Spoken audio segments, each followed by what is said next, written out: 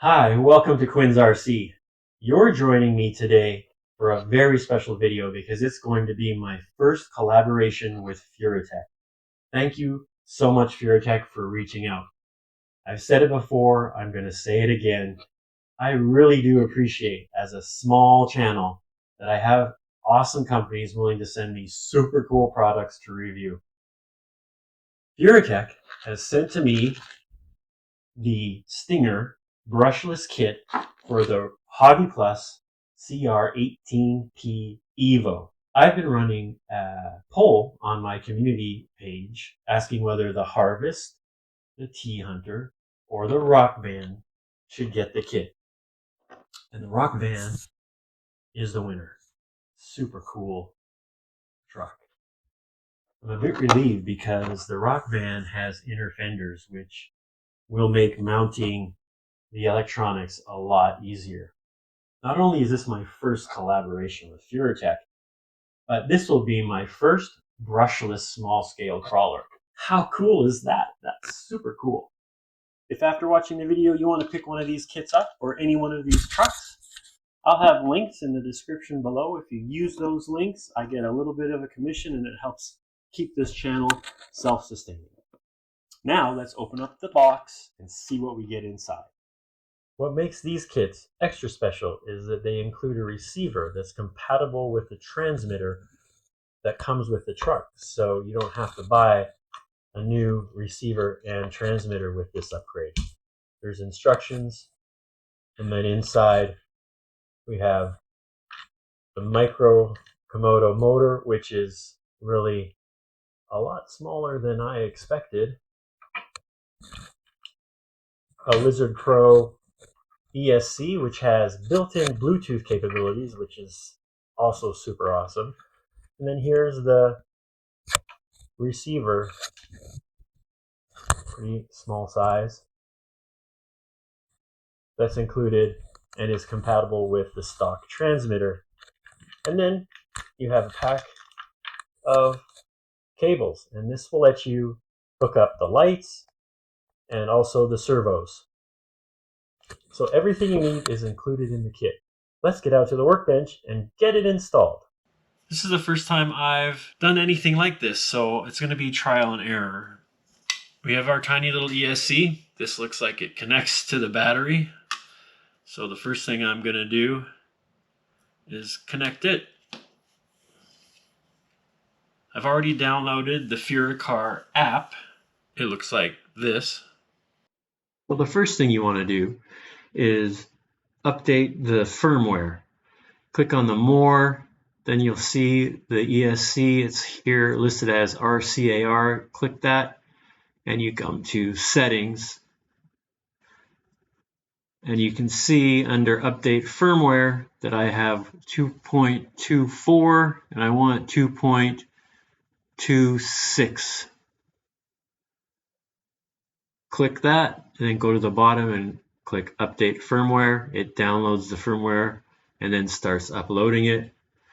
It can take a little while. Just make sure that you keep the ESC on and you also keep your phone on. I'm going to edit out part of it and jump to 90%. Once that's done, there'll be a little pause and then it'll tell you that the update is successful. Click OK. It'll reconnect. Come back to the settings. All right, I've got the firmware updated on the ESC, and now I'm going to see if I can get the motor and steering servo to respond through the receiver. I'm not quite sure how to bind it. I'll have to figure that out. So I've got the servo connected to channel 1, the ESC connected to channel 2, and then I hope the motor, this plug matches, just connects here. Now to bind it, the default way is to hold the bind button, turn on the transmitter, and then turn on the car. So I'll switch on the ESC. It makes some noise. And no bindy. I'm going to have to figure out how that works. The way to do it is you hold down the bind key button, turn on the transmitter, then you turn on the ESC. You should get the little tones, the blue light. The receiver flashes red. And then you turn the transmitter off and the transmitter on, and it didn't work. It's bound, but no go. Back to the drawing board. So maybe I need to calibrate this. That didn't work. I had the servo and ESC plugged into channel 3 and 4 instead of 1 and 2. I've got that fixed now. Turn on the radio. Turn on the ESC. Steering. Throttle. Now I got to get that motor out and the new one in. Yay! First thing I'm going to do is get the old electronics out of here. I had loosened that. It was not that easy to remove. It made a terrible cracking sound. I thought that I had broken the chassis. Now we got to get the motor out. To get the transmission out, I'm going to take out these 3 screws. Sort of annoying, the servo tray in here is screwed into the transmission, so you can't get it out without having to remove a couple screws from the inner fenders. I think I can get in there now. There we have it, transmission and motor out. And I don't remember how this motor connects, so we'll have to take the transmission apart and see how that goes. 4 bolts. And the motor is out. The 2 inner bolts to actually get the motor off the plate were thread locked in there. I had to use a full-size screwdriver to get them loose. I hate doing that on these tiny Phillips heads, but managed to get it out without stripping them. Yay. There are 2 holes in the metal motor plate that match the 2 holes here. Now there is a little play. I tried as best I could to set it in the center, and there's really no way for mesh to be adjusted. You just have to put it on there and hope for the best. While I'm in here, I might as well add a little extra grease. There it is. Seems to be pretty smooth. Let's get it in the truck. Of course, I did it the lazy way by not removing the drive shafts. You can insert the drive shafts front and rear and then get the shift servo linkage in. I love a little pair of forceps. They're excellent for guiding things like this in and out of the truck, and also for starting tiny bolts. I think this is how I'm going to lay it out. ESC here, receiver here. That gets the battery connector in place. It would be nice if this was on the other side rather than on the outboard side. And then neither of the servo cables will fit, but the kit comes with 2 little servo extenders. It also comes with a light connector, but none of the Rock Van light connectors are those tiny little 2-pin. They're 3-pin. There's only 2 wires, but they're the 3-pin connectors. I might have some of those connectors around. Maybe I can figure out a way to split them off, because these are for the headlights and the tail lights. I've got the dag nabbit turning signals taped out of the way because I don't want those. So maybe I can, at some other time, figure out how to get these all together. But for now, I'm going to leave out the lights, and I'm going to just lay out some of the electronics with some Velcro. Use these. It won't be probably the neatest wiring system, but I'm eager to get it in, so let's get going. So if I put the ESC and receiver on this side, we've got the weight of the servo here. Receiver and ESC weigh 14 grams together. One of those servos weighs 9 grams. So yes, I will be off 5 grams heavier on this side. I think it'll be okay. Okay, we got the Velcro on there. Stuff is really cool. 3M 9448A. Works really nice. It's not too thick. I'll put a link to it in the description. So let's stick this down.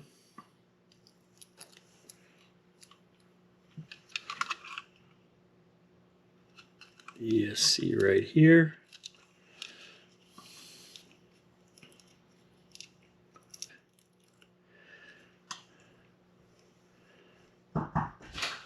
Put the receiver down here. And we're ready to go. Oh my god. So I've seen videos of people with brushless crawlers. This is my first mini crawler that's brushless. What the heck? Watch.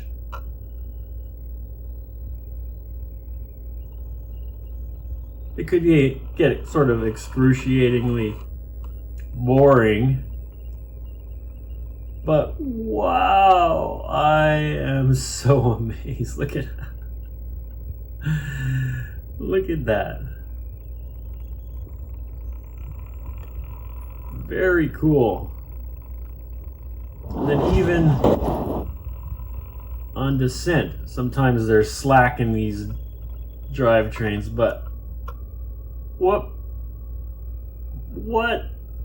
the heck? Wow, that's so amazing. There's a little bit of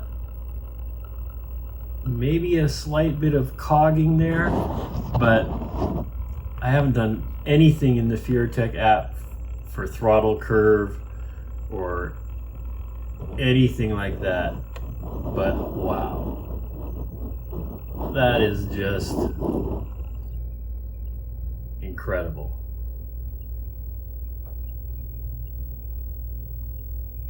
Look at that. Unbelievable.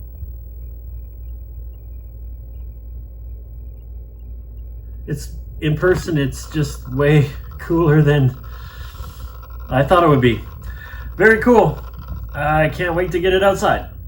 So before I installed the Furitek system, I did some benchmark drag races against the T-Hunter. This is low speed. I had a little trouble controlling two trucks at the same time. But in the slow-mo, you can see the T-Hunter, even though it cracks into a cone, still beating the rock van by maybe a truck length. Then on low speed, the rock van handily wins. Slow-mo again will show us, I think this time it goes from losing by a length to winning by maybe 3 or 4 truck lengths. In high gear, it's the T-Hunter again.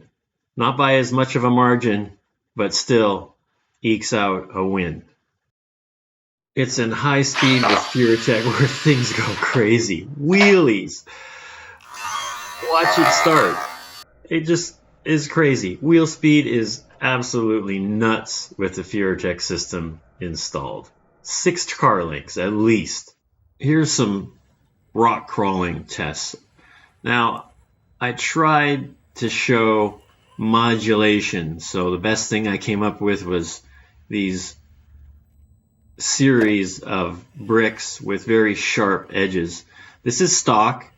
You know, the EVO has very good control. You can see there, it makes it through just fine.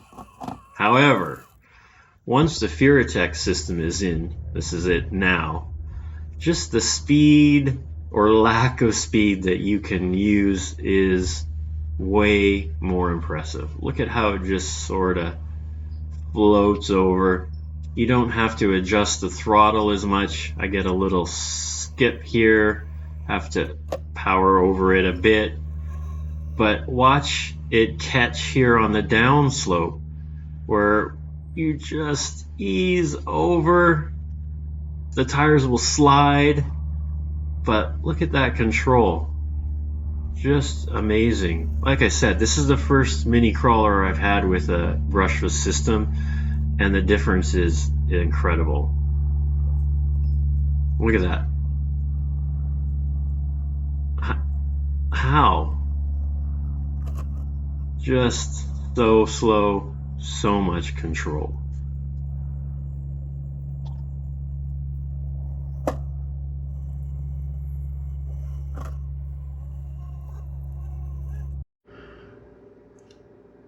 Well, what can I say?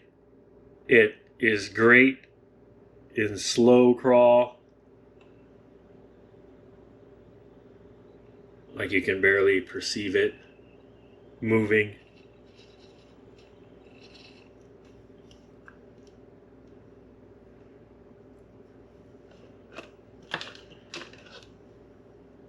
It pops wheelies. Oops. It's just really fast.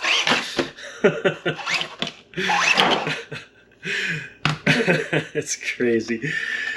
The installation is nice. Seeing a little outrunner spin is nice too. Just a really cool system. I think for me it's especially super cool because it's the first time I've had one. So yeah, just really awesome upgrade. Thank you, Furitek. Go get one.